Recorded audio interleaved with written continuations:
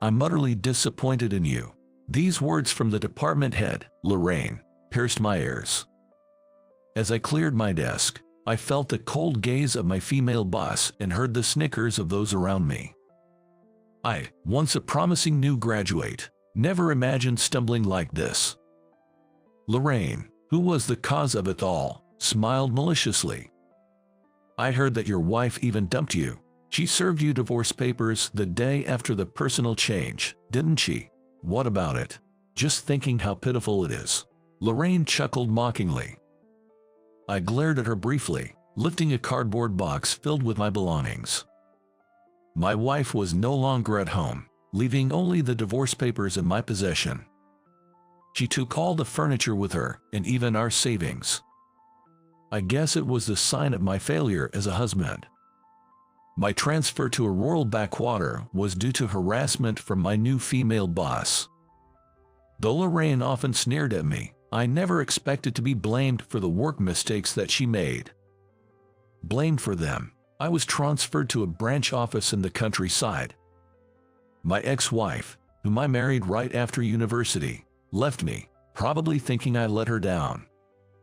While packing up my things, I was approached by my colleague, Jordan. "I'm going to miss you around here." "Well, there's nothing I can do. I'm no longer needed here." "Then, there must be something for you to do in the new place you're going to." "Maybe. Thanks for everything. See you." I left my old workplace with all my belongings, and soon after that, I moved to the rural town I was relegated to. What a joy to have such a young guy join us right at the start of the year. "Welcome aboard. Cheers." On the first day of work at the branch office, everyone welcomed me, even throwing a welcome party in the meeting room.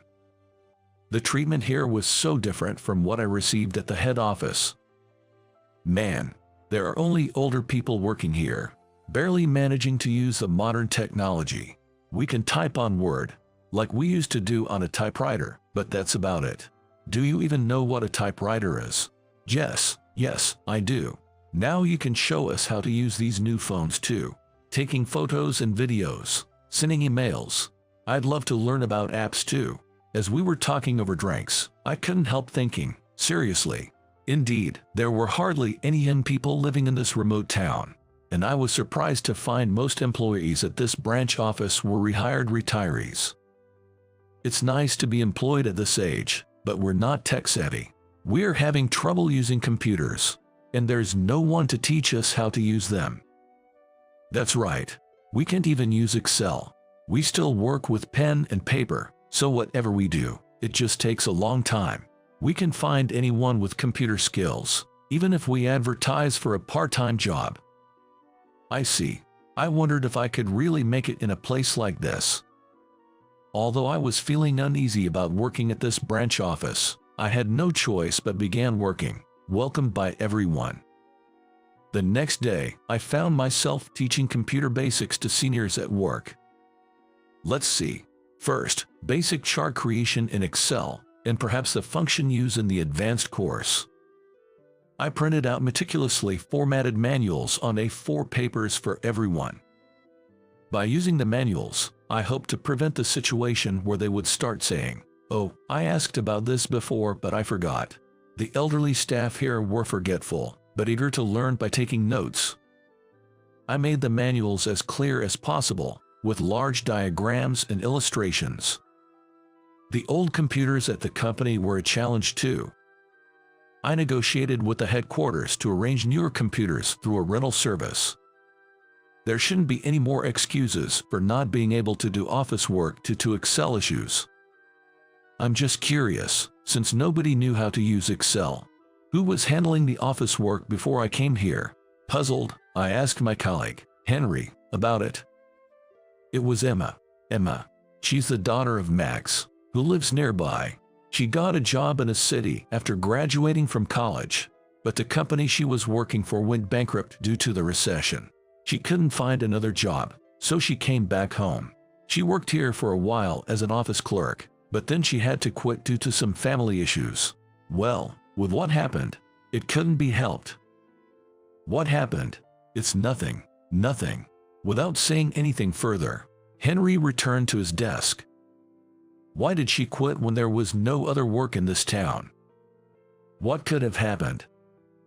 For a long time, I was wondering about this girl named Emma. Some time had passed. Then on one weekend, the weather suddenly changed. One minute it was sunny, and the next we had a downpour. I couldn't even handle laundry outside. I was thinking, looking out the window, when someone visited the old house I was renting. I hurried to the door as the doorbell rang repeatedly, and there stood a woman, drenched in the rain. "Hi, what happened? You're soaking wet. What's going on?" I couldn't help but ask the woman. "Hi, sorry to bother you. My father has gone missing. Have you seen an elderly man in his pajamas around here?" "No, I haven't seen anyone." Hearing that, she looked down and said, "I see." I handed her a towel and asked, "Your father is missing." She nodded silently to my question. "Have you contacted the police?" "Yes, I have. They're searching for him as we speak." As if on cue, the public address system announced a missing elderly man. The missing person is Max Saran, 58 years old, of medium build. "Wait, Max. Are you Emma?" "Yes, that's me." I was surprised. The woman in front of me was Emma, the one Henry mentioned the other day at the office, the former employee of our company. The missing person was her father. Then I explained to her that I was working at the company where Emma used to work. She seemed a bit relieved and started to share her story.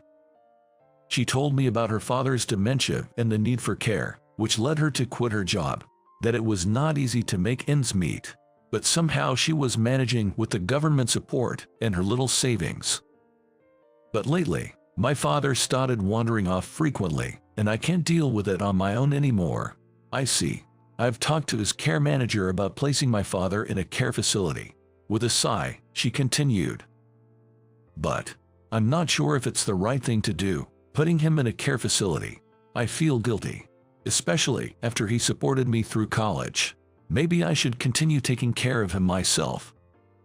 Tears welled up in her eyes. She must have been thinking about this alone for quite some time. "I see. That must be really tough.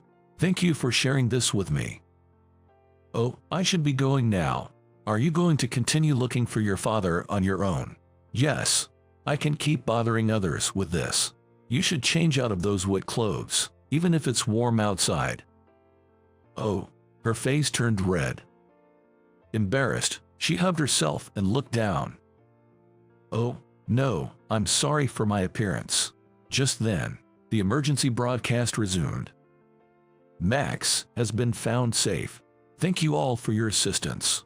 "Oh, they found my father. That's great to hear." "Yes, I'm so glad. Thank you," she said with a smile. I found myself worrying about her and impulsively offered my help. "If you like, I can come with you to pick up your father.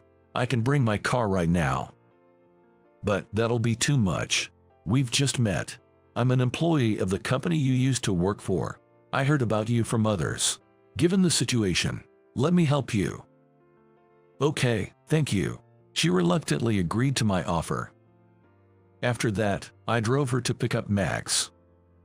Exhausted, Max was sound asleep in the hospital bed. He had been found with a bruised hip and was scheduled to get some tests done the next day. For precaution, he was admitted to the hospital. I ended up driving him home. It must be really tough, taking care of your father all by yourself. Not at all. It's something everyone does. During the drive, we talked a lot. She seemed anxious about her future, as she was unable to work but had to care for her father. "I'd prefer to stay at home as much as possible," she said, looking vulnerable. Hearing her story, I came up with a suggestion. "But I'm not sure if I can manage it. I'm already overwhelmed with my father's care. It might be better to consider placing your father in a care facility sooner. What if something like today happens again and he's not found?" "That's true, but at least in a care facility, the risk of him wandering off would be significantly reduced." "I know. I'll think about it." Thank you for your advice. I might have been interfering, but I thought something needed to be done for her before it was too late. Shortly thereafter, I decided to bring up a matter at the company. I made a suggestion to the company that some of the computer-based tasks should be outsourced. The proposed contractor was Emma. I'm anxious about balancing work from home and caregiving, but I'll give it a try. Having some income will make life a bit easier as well. I agree. I'll do my best. The company quickly approved the proposal, and Emma began assisting with our office work. She also started searching for a care facility to take in her father. Continuing caregiving without a job was financially challenging, and to avoid repeating her father's missing incidents, it seemed necessary to find a facility for him. I'll miss living with my father, but I've realized it's selfish of me to keep him at home, she said with a wistful smile. Some time later, a place for her father in a facility was secured. Located next to the hospital in town, it provided reassurance of immediate medical care if needed. Emma told me about this with a smile. Hearing this, I said to her, "That's great. Your work is highly praised at the company. Now, would you consider coming back to the office to work with us? There's no need for you to work from home anymore. Teaching everyone about computers is quite a task for me." Laughing, I made my offer, and she responded with surprise, "Really? Is that okay?" "Yes, in fact, the company is keen on rehiring you. What do you think?" "Yes, I would love to accept that offer," she answered enthusiastically.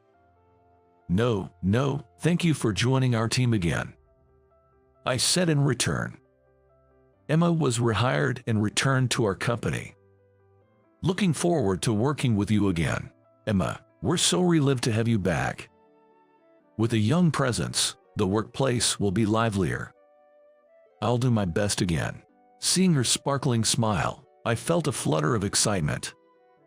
Initially, I wasn't sure if I could make it in this rural town, but I've started feeling that I would be fine. I suddenly remembered what my old colleague, Jordan, said to me before I came here. "There must be something for you to do." Yes, there must be something for me to do here. Feeling a sense of destiny, I resolved to give my best in this town from now on.